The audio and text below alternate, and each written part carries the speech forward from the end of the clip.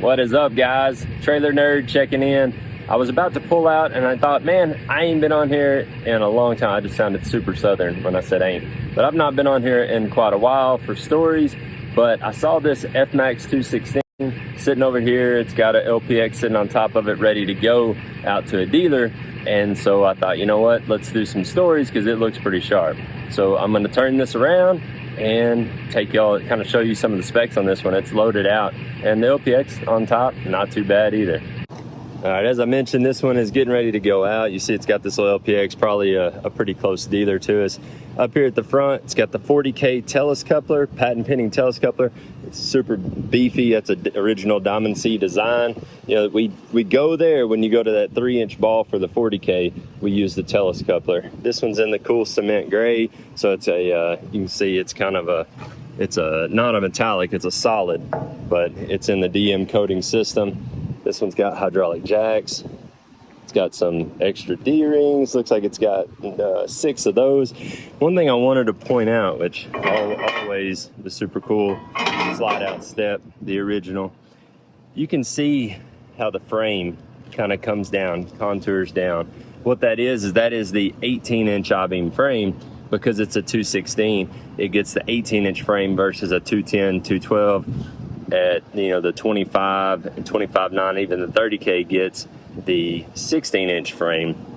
And so being that it's the 18-inch frame, it's still super light compared to anything on the market. Anything. These are where these 40Ks are really where the engineer beam shines, because you've got 18-inch tall frame, but it only weighs about 17.5 pounds a foot versus anybody else's trailer. To get the same performance, and they're going to go to a 14-inch or even a 12-inch or a 14-inch 22-pound frame, which is almost 5 pounds a foot heavier than this. So not counting the neck or any other weight savings, the frame alone 5 pounds per foot lighter, but wildly stronger, because we have full control over the height of it, the thickness of the flanges.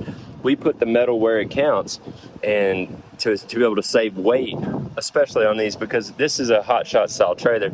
And I mean, as much weight as you can save, that's additional cargo, additional payload these guys can haul.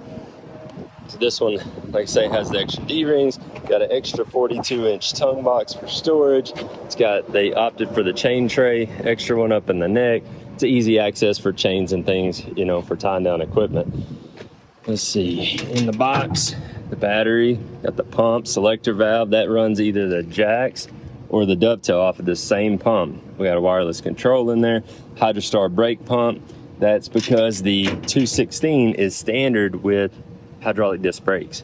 So this one being, again, 216 is standard. It's got the big 40K hutch suspension under it, 215 17.5 rubber, 16K leopard axles, the disc brakes. You can see, look how clean up under all the zinc hardware, the brake lines. Look, there it is again, that big swoop I was talking about on the frame.